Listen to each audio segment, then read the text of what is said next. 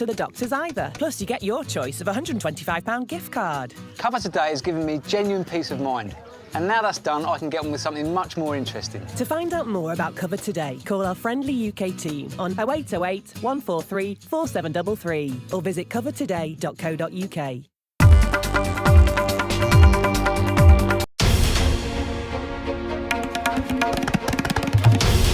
This is NDTV, and you're watching NDTV 24/7.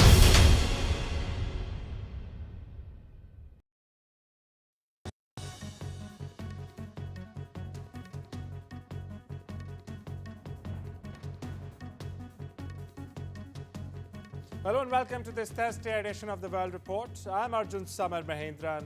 Let's take a look at what's making headlines around the world.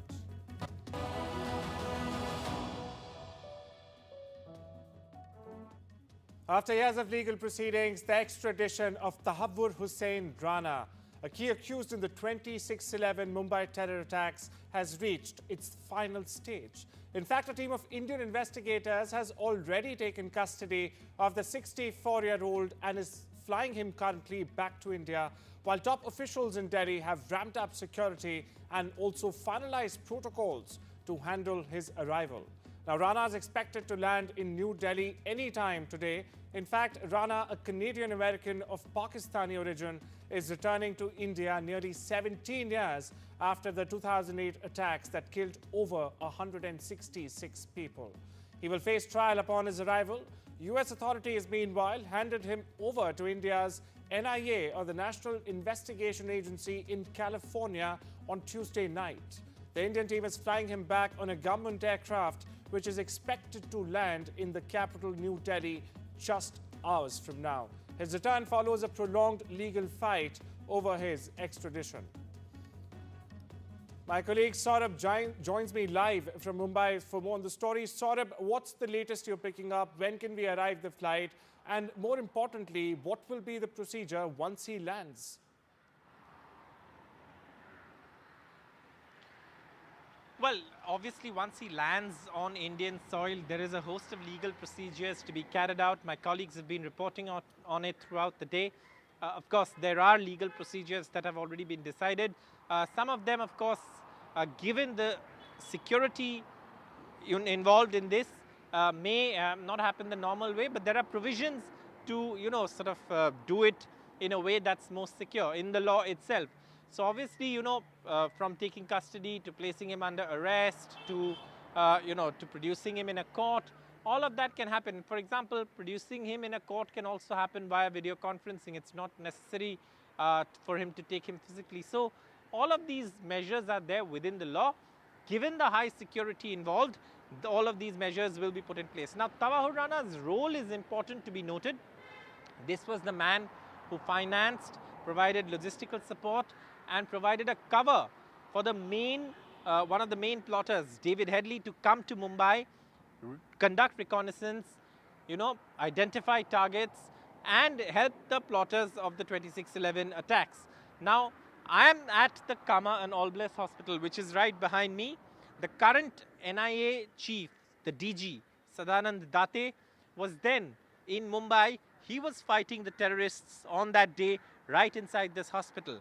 And of course, for him, it would be a moment of, a somber moment, because remember, from, fighting those terrorists to actually today heading the agency that's, in a way, primarily responsible for bringing Tahawwur Rana back to India to face the law, to face justice under Indian law in an Indian court in India.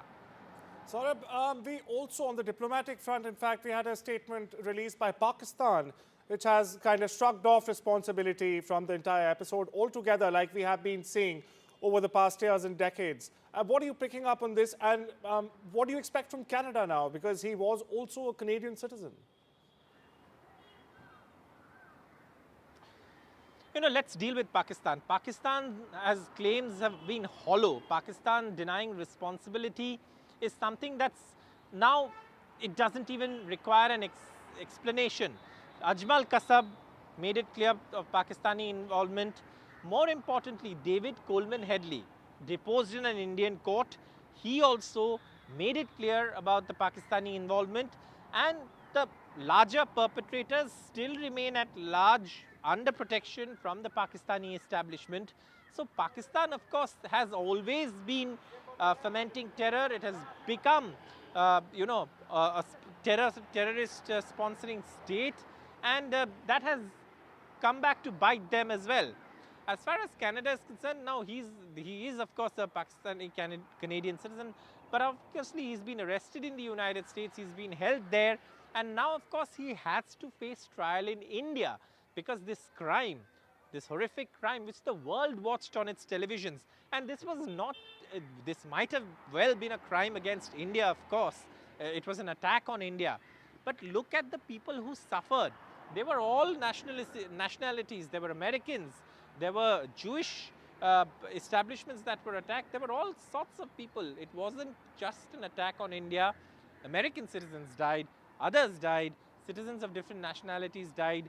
So this is something that perhaps the world will continue to watch as India tries to,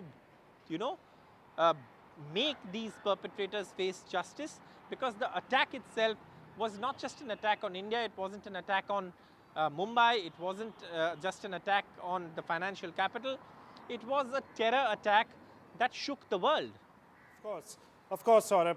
And also, I mean, this extradition very clearly underlines that India now is not just talking the talk, but also walking the walk. Thank you so much for those updates, Saurabh.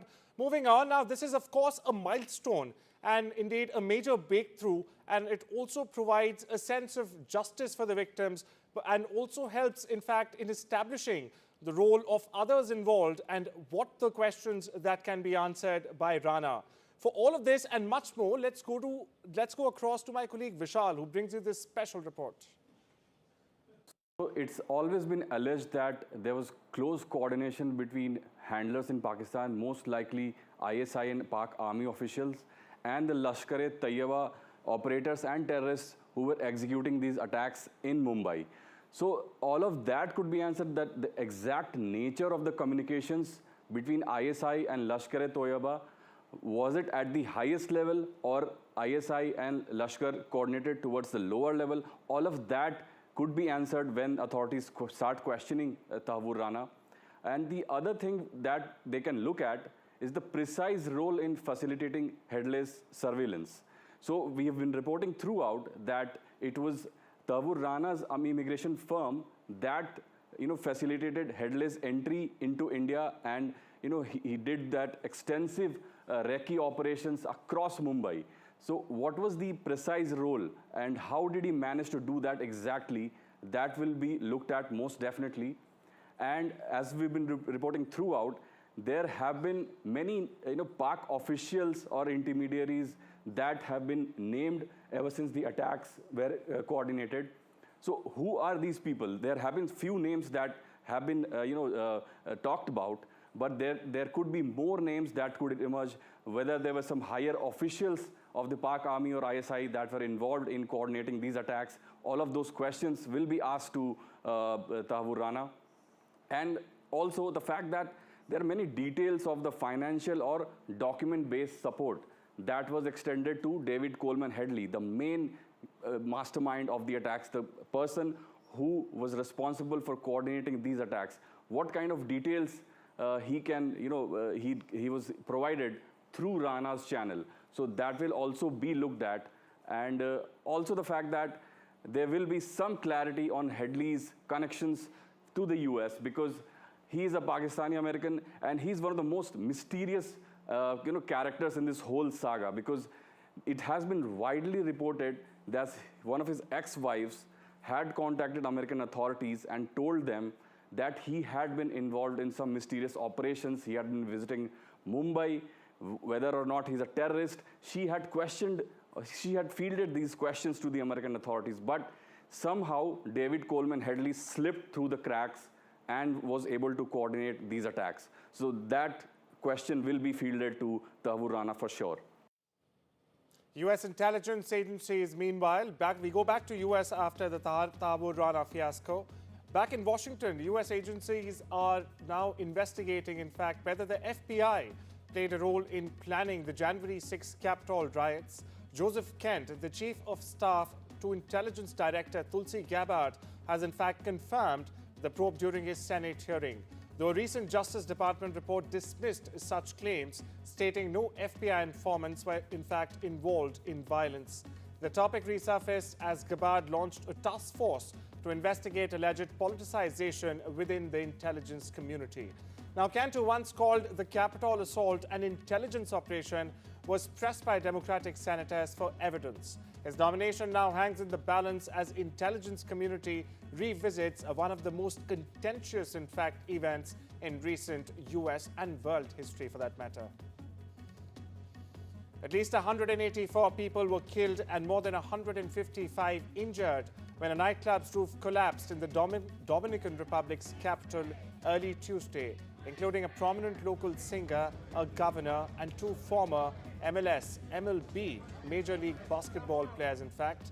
It is till now not clear how many people exactly were inside the popular venue, but estimates range between 500 and 1,000. Meanwhile, emergency workers have demolished one of the walls of the club to better reach those still buried under the rubble after 24 hours. While the US President Donald Trump paused tariffs on other countries for 90 days, China was singled out amid rising tensions. Trump has sharply escalated his trade war with Beijing, raising tariffs to 125% on Chinese imports. Trump said that China was not exactly thrilled with the ongoing TikTok sale talks. Now, the decision also comes amid global recession fears and deepening economic rivalry over tech, currency, and even influence.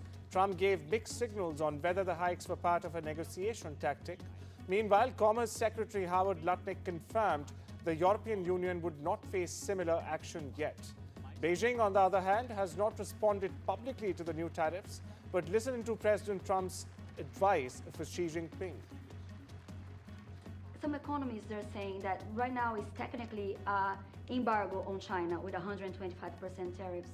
Are you concerned of escalation beyond the trade war with China? No, I'm not concerned. I think President Xi is a very smart guy, and I think we'll end up making a very good deal for both. But, you know, we've been treated so badly for so many years. Again, we allowed that to happen. We've been treated so badly for so many years. But no, I don't expect that. I think President Xi is one of the very smart people of the world, and I don't think he'd allow that to happen. And we're very powerful. Delegates from the US and Russia met in Turkey on Thursday as part of continued efforts to, in fact, normalize embassy operations between the two countries. Now, the talks will not include any discussion of political or security issues, the US had said. Ukraine's not absolutely not on the agenda, State Department spokesperson Tammy Bruce said. Listen in. Подтверждаю, они состоятся завтра. Это будет второй раунд российско-американских консультаций, который будет посвящен нормализации функционирования дипломатических миссий двух стран. Место проведения, экспертный формат и состав участников встречи остаются неизменными. Консультации пройдут в Стамбуле. Российскую делегацию по-прежнему возглавляет Александр Никитич Дарчиев, теперь уже в качестве посла нашей страны в США. Американскую сторону представит зам госсекретаря Сената Колтер. Также будут представители от внешнеполитических ведомств России и США. And US President Donald Trump has warned, in fact signaled, that Israel would be the leader in a potential military strike on Iran if Tehran doesn't in fact abandon its nuclear weapons program. Now, the statement came ahead of the expected US-Iran talks in Oman. While Trump described the talks as direct, Iran claims they are indirect, with Oman being the mediator. Trump withdrew the US from the 2015 nuclear deal in 2018 and has since increased pressure on Tehran. Now, with intelligence suggesting Iran is closer than ever to, in fact, developing a nuclear bomb, fears of military escalation are rising across the region, not only West Asia. No official timeline has been set for the proposed diplomatic or military steps as of now. The US Senate has confirmed Pete Hoekstra as the new ambassador to Canada, approving him with 60 to 37 vote. A former ambassador to the Netherlands and ex-Republican congressman, Hoekstra steps in the role at a time of unusually strained ties between Washington and Ottawa. President Trump's recent comments joking about annexing Canada and ongoing trade tensions have only stirred diplomatic friction further.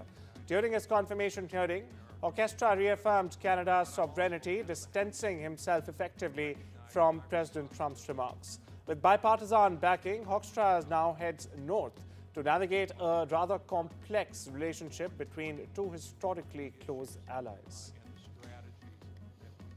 Staying with Trump, the US president has signed memoranda directing the Justice Department to investigate two former officials from his first term. Now, Miles Taylor and Chris Krebs, while also stripping them of security clearances. Taylor, who penned a 2018 anti-Trump op-ed under Anonymous, was called a traitor by the US president. Meanwhile, Krebs, who led cybersecurity efforts and defended the 2020 election's integrity, also has come under fire. Now, this is part of a broader push by Trump to retaliate, in fact, against critics, including law firms linked to investigations against him in the past. Meanwhile, on the other side of the aisle, critics are warning that this escalates his post-Trump campaign of retribution. Taylor responded, warning America is headed down a dark path. Listen in. And it was like he was this gentleman or that gentleman, like I dealt with him all the time. I had no idea who this guy. I said, who the hell is Miles Taylor? And he made a living on going on CNN talking about the president. And I think what he did, he wrote a book, Anonymous, said all sorts of lies and bad things. And I think it's like a traitor, it's like spying. He's tried to make the case that this election was a safe election. I think he said this is the safest election we've ever had. And yet, every day you read in the papers about more and more fraud that's discovered. He's the fraud, he's a disgrace. And I have no idea who he is. Krebs, no idea who he is. Republican infighting stalled a major budget vote in the House. Speaker Mike Johnson had aimed to pass the framework before the spring break, but could not convince conservatives, holdouts demanding deeper spending cuts. Dubbed the Big Beautiful Bill by President Donald Trump, the budget is central to his agenda of tax breaks, deportations, and shrinking the government. Late Wednesday, Johnson, in fact, huddled with members in a closed-door meeting after speaking briefly with President Trump. With at least a dozen Republicans opposed, including the Freedom Caucus, the vote was pulled. The process could now stretch for weeks or even months together as Congress seeks consensus. Here's more. Everybody has the same idea and mission and goal in mind, and that is we want to deliver the one big beautiful bill. And you all know what's entailed in that. We've talked about it many times. This is the procedural step to continue that process. The House and the Senate Republicans are working together as one team. And with that, it's time we head into a short break. See you on the other side.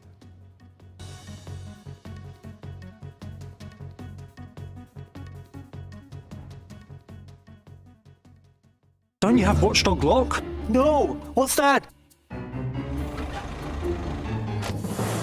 Don't be a victim, yeah. Get Watchdogs, 3-star solid secure diamond locks. They are anti-pick, anti-snap, anti-bar. बोले तो fully anti-chore. जब तक जोड़ेंगे नहीं, तब तक छोड़ेंगे. When I woke up, they said, Alyssa, you've got leukemia. We found out that the chemo wasn't working. Cancer is still the biggest killer of children in the UK, but innovative new treatments could help beat cancer for more children like Alyssa. I'm cancer-free now. Text, call or search to give £3 a month and help build a new children's cancer centre at Great Ormond Street Hospital. So together, we can save more lives. With Post Office Over 50s life cover, enjoy peace of mind knowing your family will receive a guaranteed payout when you're gone. UK resident 50 to 80, your guaranteed acceptance. No health checks and from just £1.15 a week. Plus free 24/7 GP access with the health and wellbeing benefit. Purchase and receive a £125 gift card for amazon.co.uk, Tesco or M&S. Call Post Office on 0800 171 2211. When you paint by feeling, you can come home to a blooming good day. Change starts here. Dulux. This poor creature is a lion trapped in a cold, bare cage, alone. Terribly malnourished, just skin and bone. How can anyone simply leave a lion to rot and die?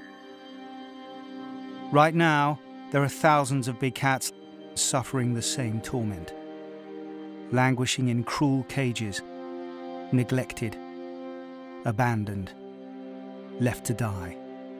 Will you help Four Paws free big cats suffering around the world right now?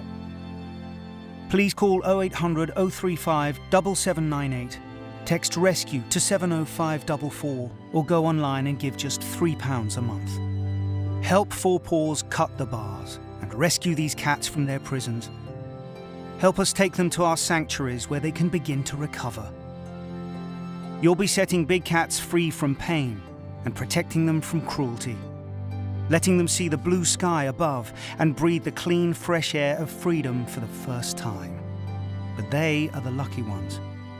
Please call 0800 035 7798, text RESCUE to 70544 to give £3 a month via your mobile phone. Because if no one cuts the bars and frees these big cats, they will die trapped and alone.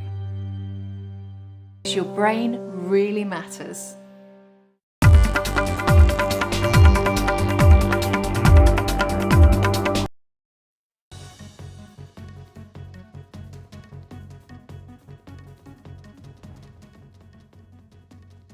Welcome back. You're watching The World Report. On to the world of business now. President Donald Trump has said that there's a deal to spin off TikTok's US operations is still possible.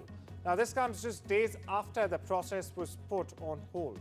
Trump has extended ByteDance's deadline to divest TikTok's US assets until the 19th of June or face a ban. Now, this deal would create a new US-based company with American investors in charge. But senators from both parties are pushing back. Some say Trump has no legal authority, in fact, to grant these extensions, while others want guarantees that Chinese ties are completely severed. Meanwhile, the Chinese government would also have to approve any divestment. Listen in.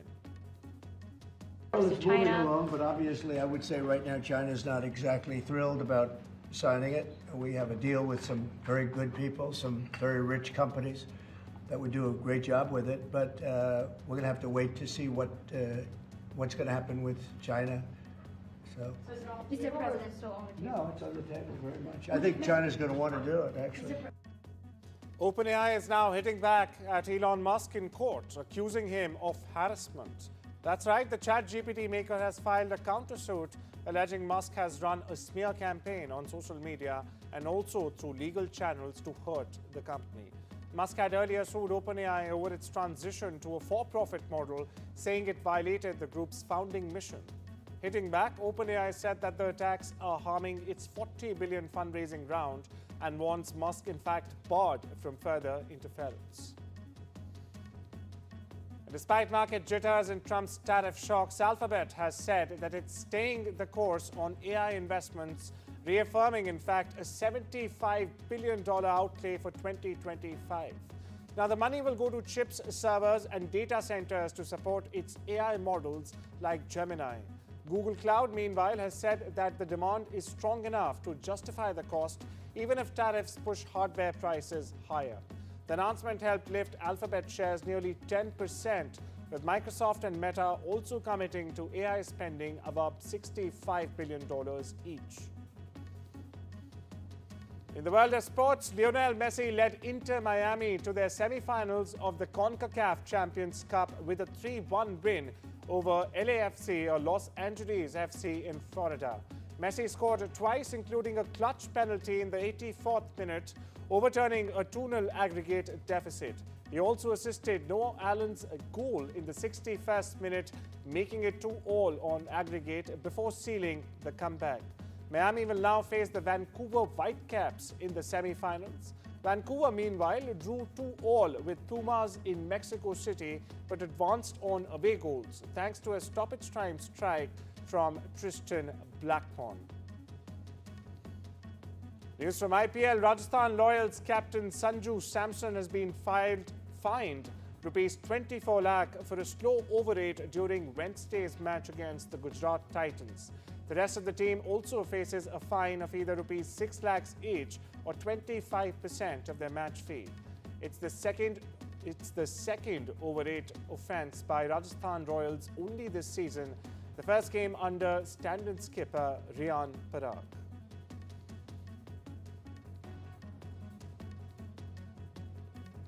That's all we have for you on this edition of the World Report. Take care and have a wonderful day.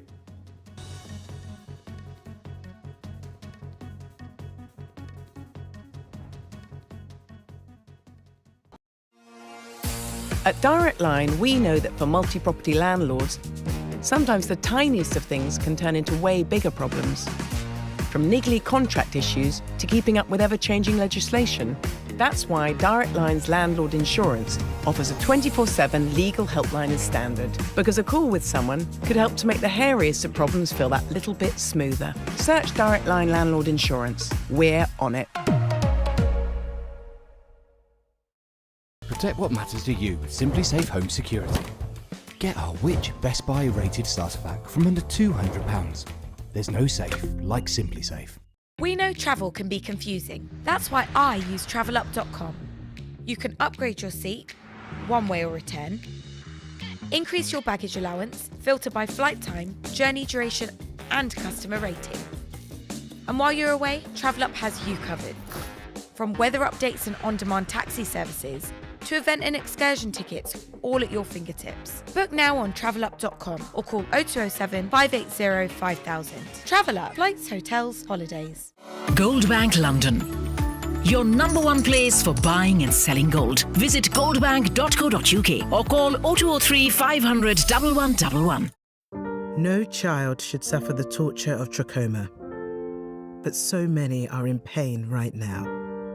Nananga's lashes have turned inwards. They rip and tear away at his eyes. Pamelo's sight could be gone forever. He's just 3 years old. Kofanga screams for his mother. His eyes are so infected that he can't even see her. For so many children in the world's poorest countries, trachoma is torture.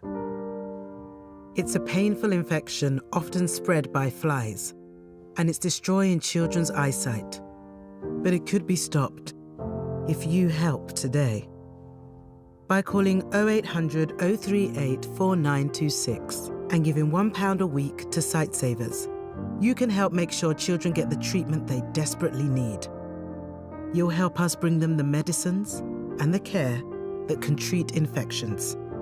And that means you'll be helping to save children from the torture of trachoma and a life of blindness. Please help us reach them. Call 0800 038 4926. Text C13 to 82727 or go online and give just £1 a week now. Because we need you to help save the sight of children like Nananga. We need you to help save them from the torture of trachoma. Dulux Standard 2.5 litre coloured emulsion, now £15. Feel as proud as a peacock with Wix.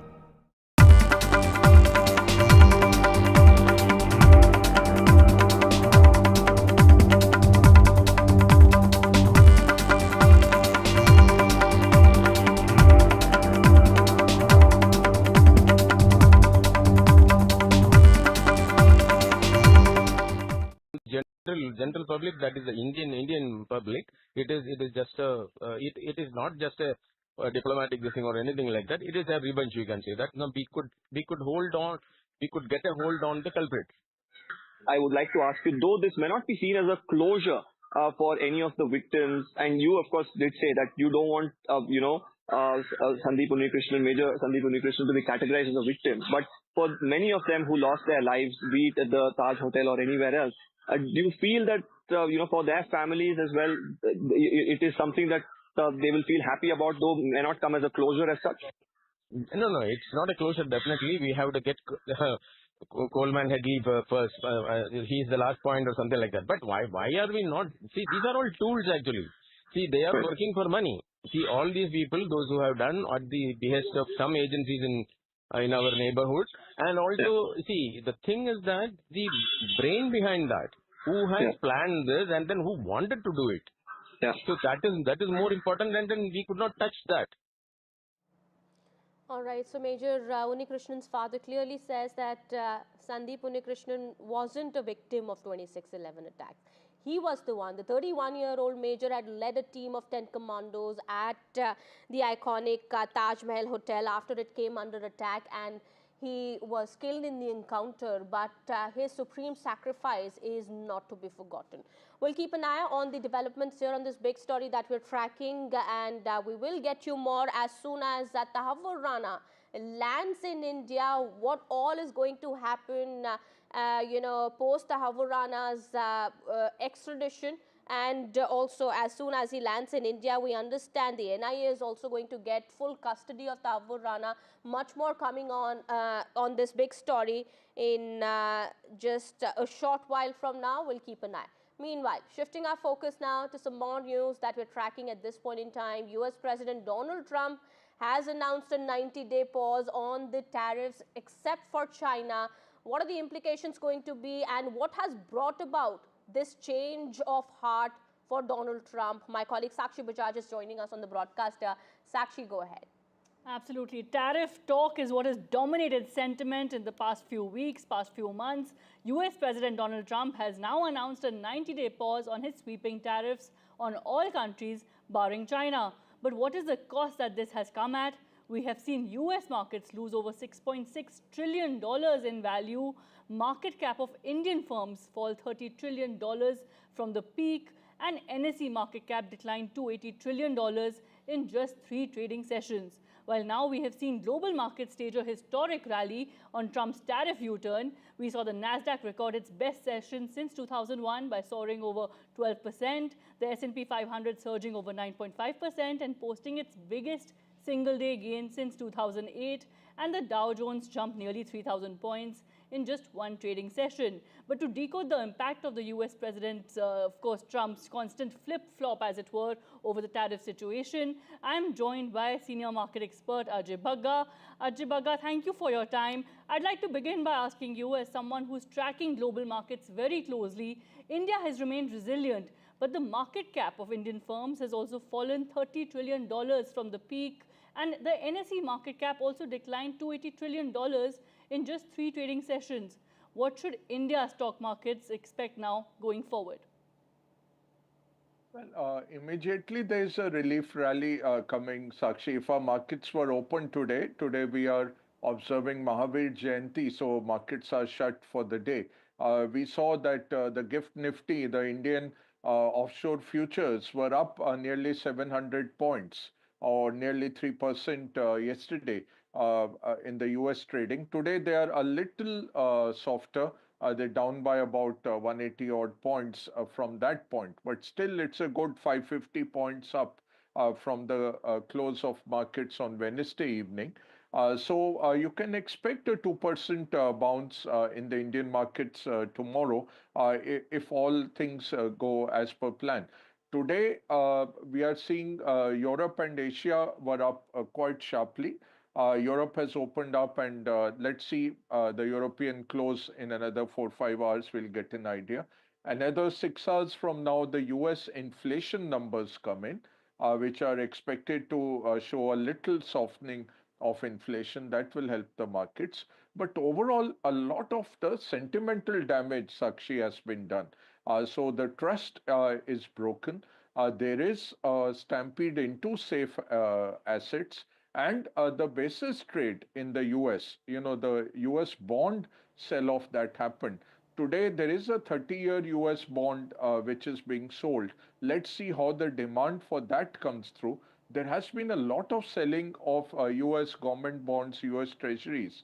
So that we'll have to see. That was the big reason behind Trump doing such a humiliating turnaround and doing a reversal. Otherwise, with all the fanfare and drama with which he launched these reciprocal tariffs, The idea was, he'll not do a reversal that soon, but he had Right. to eat humble pie yesterday. Right. Markets are not very convinced. Right, markets are not very convinced. Of course, I'm also joined by Mitali Nikor, senior economist. Mitali, do you agree? And of course, the window for trade deal and negotiations now in this 90-day pause period, what does that look like? And of course, this pause period is coming after a lot of chaos and of course, global markets losing trillions in market value.